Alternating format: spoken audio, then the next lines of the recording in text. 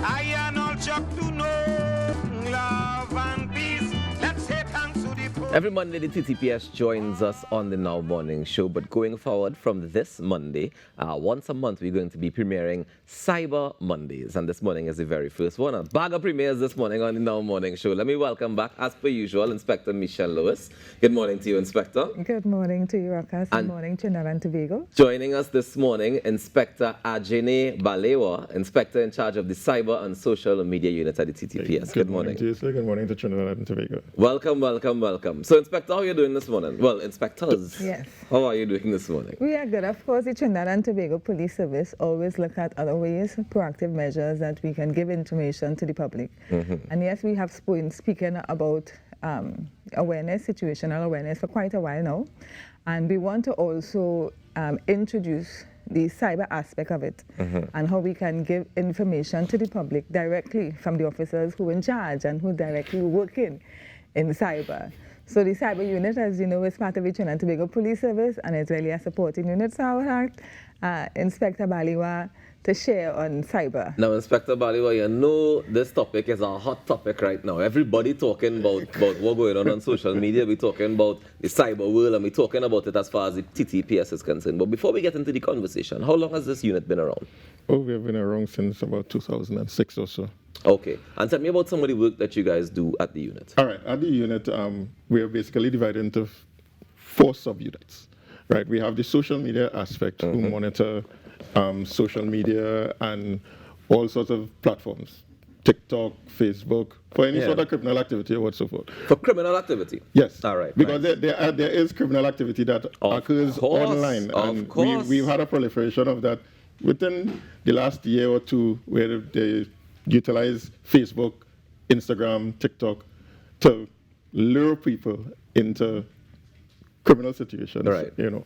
And then there's also the phishing, like the TTPS, those text messages that you will get. Sometimes you get emails and stuff. So there is cyber-enabled crime that takes place within a particular platform, right? We also have a digital forensic lab where we treat with mobile devices and other computers and stuff, where we can extract information to assist with investigations, as we are the technical support. Okay. We are the technical support. So what transpires is that investigators come to us for assistance. Okay. And we give them that technical support to enhance their investigation so that they can put the perpetrators before courts of competent jurisdiction. So that's 2 sectors. That's 2 sections. Right. Give me the next 2. We also have an exhibit control unit that they ensure that whatever is coming to us falls into the legal framework that is given in the country.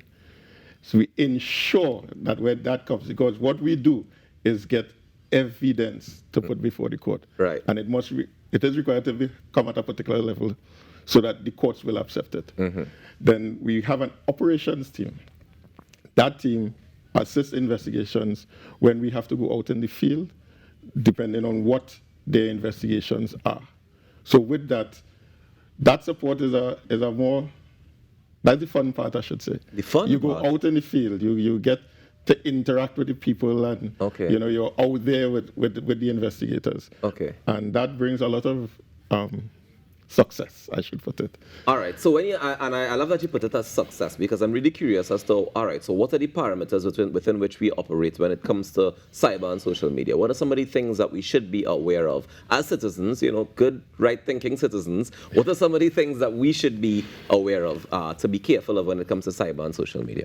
Right. The thing about it is that what we have to realize is that what you put out there stays out there. Forever and ever. It stays out there. Whereas you may want to delete it from your device, but remember you're on a platform, and those platforms have servers, and servers store things for quite a long time. Forever and ever, amen. You know, so there are challenges, because in the technological world and the cyberspace, we as human beings love to put things out there about our lives and where we are at and what we are doing. That should be curbed, because you are now creating in a public space the opportunity to track you, the opportunity to know things about you and your family that should be kept private. you are actually putting things there that can put yourself in danger. And we as individuals must be mindful first of what we put out. Then we also have to be mindful of when we put it out. Mm-hmm. For some reason or the other, we take this, I wouldn't say jokingly, but not as serious as we should. And I will use this example. Facebook Marketplace. Mm-hmm. We have had a proliferation of crimes through Facebook Marketplace because you believe that you're getting a steal of a deal. Right. But as the old people say, It's just a steal. because we put ourselves in. I mean, if you see a 65-inch TV for $2,500, then And you know the store selling it for 10 grand. Exactly. Right. So you put yourself in a particular danger. But even if you are doing that, what we recommend is that you use police stations, To meet. public places to meet. You look at getting the item to make sure the item is actually what it says it's supposed to be before you exchange the money. Right. Go along with a friend rather than go by yourself. You know, these little things help, you know, to keep you a little bit safer. Yeah. Nothing is foolproof. But at the end of the day, we must take the necessary security steps for ourselves. Understood.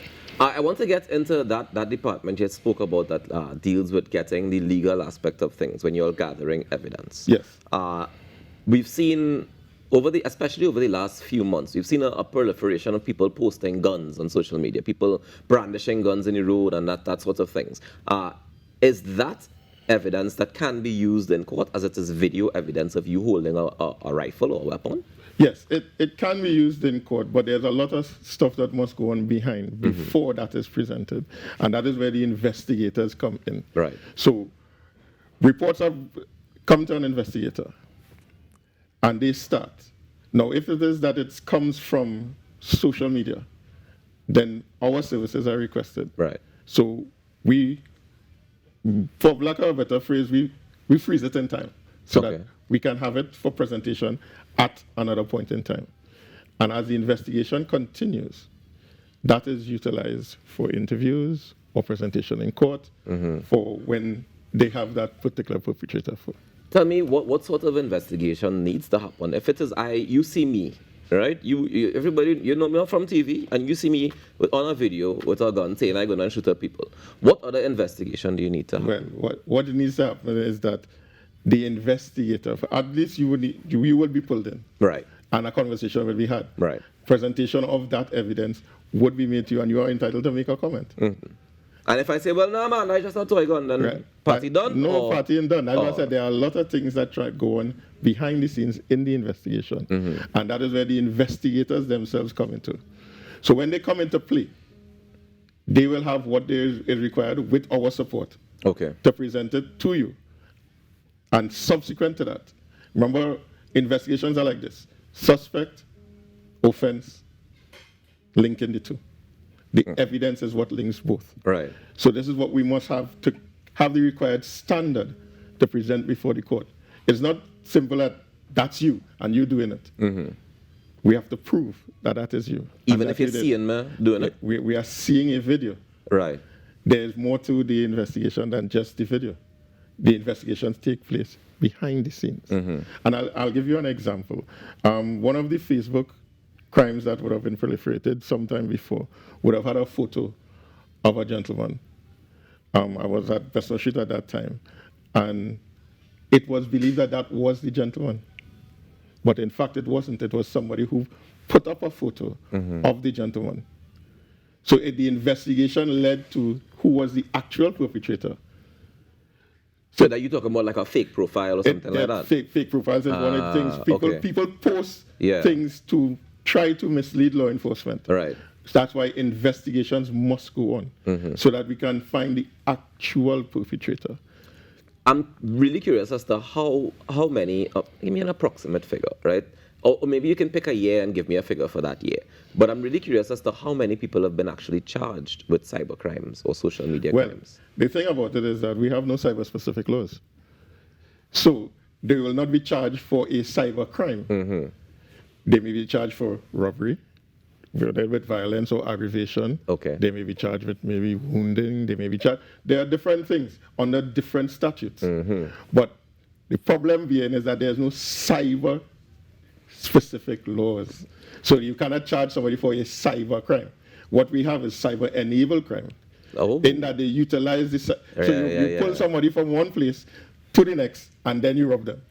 So the offense actually is robbery with aggravation or robbery with violence, depending on the circumstances that are presented at that time. Right. So understood. Inspector Lewis, do you then think we need to look into having some cyber laws? Do we need to? Certainly. I think that we had some papers that were, some drafts that were already done. And that has been going on for a while. Of course, that is above the TTPS. That's the legal aspect of it. Of course. But certainly we know that the direction is to go there. Yeah. In terms of the support that the cyber unit offers, I mean, can you explain a little bit more from your side of things how that support affects the work that you do?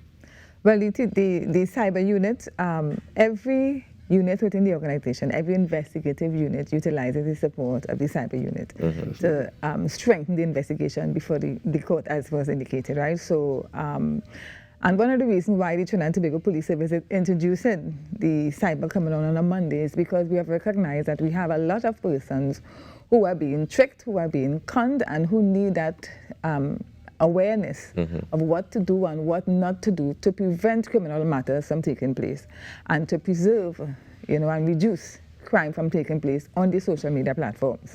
And so even though we have the unit, which, it's fully utilized by all sector, of course, the organization is beefing up the amount of persons that are there because we have recognized that more and more the cyber unit is involved in every aspect of criminal investigations. Yeah. Inspector Balewa, in terms of the cyber unit and the social media unit, you all have access to all of the cameras and all those other things as well. That's another unit. That's a different unit. That's a different unit that utilizes that. But if I may piggyback on the Inspector Lewis, sure. What we do, we have outreach programs, right, where we go out to schools, educate them in cyber security, securing themselves online, what they put out there. We also have outreach to businesses, so that they need to be aware, because sometimes the compromise comes from within. So we need to be aware of what you are doing. People tend to take it for granted that they can do this or they can do that, but sometimes there are repercussions down the road. Can you give me an example of what you're talking about? Okay. We have situations where somebody may come to work and on a work computer do their personal business. People just do that? The funny thing about it is sometimes that's where the compromise comes, because if you use an email, that is a work email. No, use your email, right, your personal email, right, and there's a phishing scam. Oh. That allows access to the computer. To the computer at work, and the access that will be given it could be detrimental to the company. Yeah. So we have to be mindful. It could bring in viruses and that kind of thing as well. Everything can come in, and you can lose quite a lot of things. Inspector Balewa, I look forward to having you back on the show one Monday every month. Cyber Monday, we'll call it Cyber Monday. Cyber Monday. Cyber Monday, and we'll go for there. But Inspector Lewis, thank you for joining us yet again. Inspector Balewa, thank you so much for joining us. No problem. And we're going to pay attention to make sure that, we stay as safe as we possibly can on the social media platforms, on the internet, and don't be checking your personal email on the people's work computer. Let me take the break and come back with more. Stay tuned. Love and peace. Let's say thanks to the police all around, especially in town. No one couldn't walk alone.